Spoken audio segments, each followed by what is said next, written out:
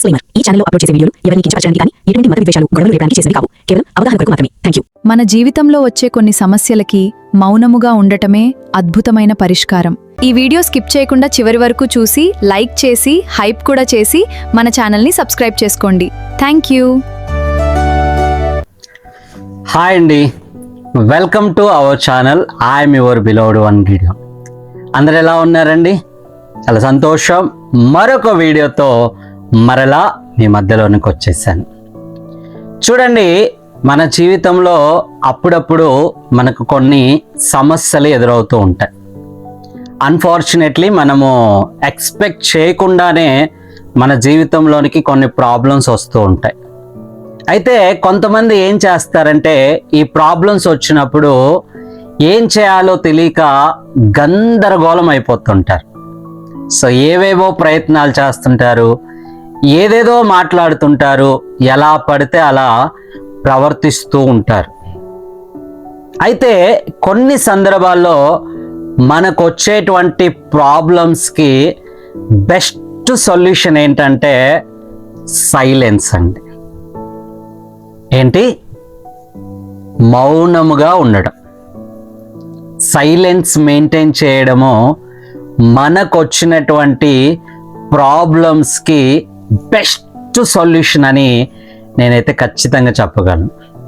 ఎందుకంటే ఏదేదో చేయాలనుకొని లాస్ట్కి ఆ ప్రాబ్లంని ఎక్కువ చేసుకుంటామే తప్పనిచ్చి ఆ ప్రాబ్లంలో నుండి బయటికైతే మనం రాలేమండి. ఓకేనా? సరే, నేను మీ కొరకు ఒక చిన్న ఎగ్జాంపుల్ చెప్తానండి. ఎలా మీరు సైలెంట్గా ఉంటే మీ ప్రాబ్లంలో నుంచి మీరు బయటికి వస్తారు అనేది ఈ చిన్న స్టోరీలో మీకు అర్థమవుతుంది. ఓకేనా? సరే, ఒక ఊరిలో ఒక పెద్ద ఆయన నివసిస్తూ ఉండేవాడు.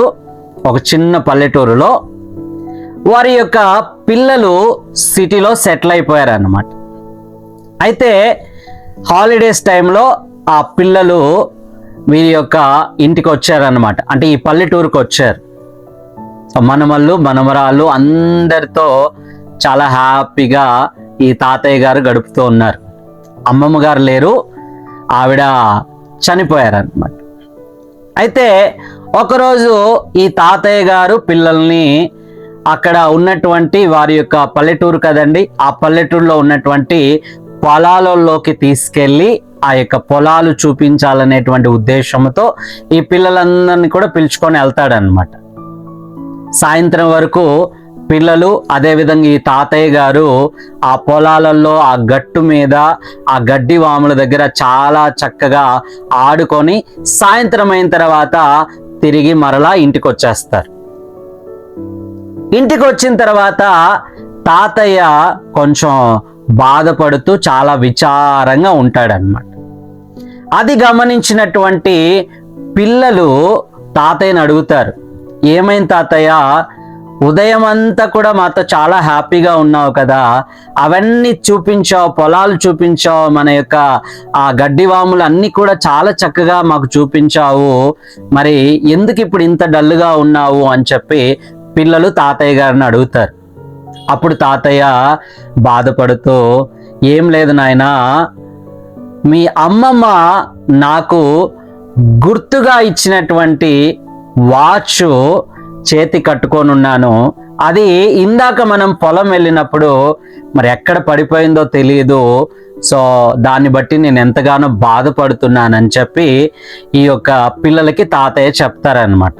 అప్పుడు తాతయ్య తోటి పిల్లలు, సో ఆ వాచ్ అంత విలువైందా తాతయ్య అంటే, అవునయ్యా, సో అమ్మమ్మ గుర్తుగా అదొక్కటే నా దగ్గర ఉంది, ఎందుకంటే అమ్మమ్మ అది నాకు గిఫ్ట్గా ఇచ్చింది అని చెప్పి తాతయ్య చెప్తూ ఎంతో బాధపడతాడు. ఆ తర్వాత మరుసటి రోజు పిల్లలందరూ కలిసి ఎలాగైనా ఆ వాచ్ వెతకాలి అనేటువంటి ఆలోచనతో మరి ఆ పొలానికి మరలా తిరిగి వెళ్తారు. మధ్యాహ్నం వరకు ఆ పిల్లలందరూ కూడా ఆ వాచ్ని వెతుకుతారన్నమాట. ఎక్కడ కూడా ఎవరికి కూడా ఆ వాచ్ దొరకదు. తర్వాత అందరు తిరిగి ఇంటికి వస్తారు. అందులో ఒక బాబున్నాడు. అతని పేరు రాజు అన్నమాట. ఆ రాజు ఏం చేశాడంటే ఆ పని ఇంట్లో పని చేసే వాళ్ళు ఉంటారు కదండి, ఒక వ్యక్తిని తీసుకెళ్ళి ఆ రాజు ఈ పని ఆయన కలిసి సో కొంచెం సేపు అయిన తర్వాత ఆ వాచ్ తీసుకొచ్చి తాతగారికి ఇస్తారన్నమాట. తాతగారు ఆ వాచ్ చూసిన వెంటనే సంతోషపడుతూ ఆ రాజు అనే బాబుని దగ్గరికి తీసుకొని సో ముద్దు పెట్టుకొని ఎంతో హ్యాపీగా సో ఎలా సాధ్యమైంది, నిన్న నేనంత వెతుకులాడాను, ఉదయం కూడా మరి మీ యొక్క అన్నలు తమ్ముళ్ళు వెళ్ళి ఆ వాచ్ ఎక్కడుందో అని ఎతుకులాడారు, ఒక్కరికి కూడా దొరకలేదు, మరి నువ్వెలా దీన్ని సాధించావు అని చెప్పి ఆ బాబుని తాతయ్య గారు అడుగుతారన్నమాట. అప్పుడు ఆ బాబు ఏం చెప్పాడంటే, చూడండి తాతయ్య, సో మనందరం కలిసి అక్కడ వెతుకులాడుతున్నాం కదా, సో అందరూ అక్కడ వెతకండి ఇక్కడ వెతకండి అని చెప్పి గట్టిగా అరుస్తున్నారు, సో దాని వలన అది మనకు దొరకలేదు అని చెప్పి ఆ బాబు చెప్తాడన్నమాట. అప్పుడు తాతయ్యకి ఏం అర్థం కాదు, సో ఏంటయ్యా ఏమంటున్నావు నాకు అర్థం అవ్వట్లేదు అన్నప్పుడు అప్పుడు బాబు దాన్ని వివరంగా వివరిస్తాడనమాట. చూడు తాతయ్య, ఈ వాచ్ వచ్చేసి రిస్ట్ వాచ్ కదా, దీని సౌండ్ ఉంటుంది చూడండి, టిక్ టిక్ టిక్ టిక్ అని సౌండ్ వస్తుంది కదా, సో మనందరం అరుస్తున్నప్పుడు అది ఎక్కడి నుంచి సౌండ్ వస్తుంది అనేది మనకు తెలియలేదు, అది ఎంత వెతుకులాడినా కూడా మనకు కనపడలేదు. తర్వాత నేను మరియు పని ఆయన కలిసి మరలా పొలానికి వెళ్ళాము. ఈసారి మేమేం చేశామంటే ఆ పని ఆయనకి ఇలా చెప్పాను, మీరు మాట్లాడకుండా సైలెంట్గా ఉండండి అని చెప్పి నేను కూడా సైలెంట్గా ఉన్నాను.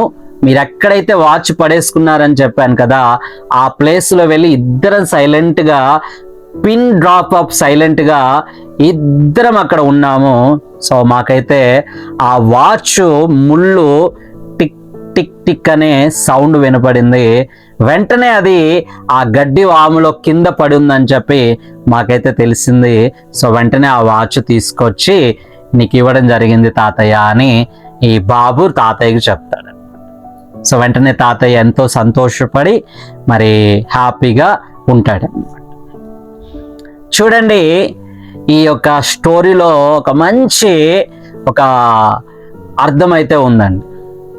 చాలామంది దీన్ని అర్థం చేసుకోలేక కొన్ని సమస్యలు వచ్చినప్పుడు గందరగోళం చేస్తుంటారు. సో గందరగోళం చేయటం ద్వారా ఆ సమస్యకు పరిష్కారం రాదండి. కొంతమంది ఏంటంటే ఆ సమస్య తీరాలని ఏదేదో ప్రయత్నాలు చేస్తుంటారు, గొడవలు పెట్టుకుంటుంటారు, గట్టిగా అరుస్తుంటారు. మరి కొంతమంది ఏంటంటే ఈ సమస్యల్ని ఓవర్కమ్ చేయలేక ఏదేదో నిర్ణయాలు కూడా తీసుకుంటారండి. కానీ సమస్య వచ్చినప్పుడు చేయాల్సిన పని ఏంటంటే కొంచెం సేపు మనం మౌనంగా ఉండాలి, అది జరిగేంత వరకు మౌనంగా ఉండాలి. అలా అయితే ఖచ్చితంగా మీరు ఎదుర్కొంటున్నటువంటి ఏ ప్రాబ్లం అయినా కూడా ఖచ్చితంగా కాలమే దాన్ని సొల్యూషన్గా మారుస్తుందండి. Okay, so thank you so much. ఇంతవరకు ఈ వీడియో చూసినందుకు మీ యొక్క విలువైన అభిప్రాయాన్ని కూడా కామెంట్స్ రూపంలో తెలియచేయండి. మరొక వీడియోతో మరలా కలుద్దాం. అంతవరకు take care, God bless you all. చూశారు కదండి, ఎంత అద్భుతమైన వీడియో కదా.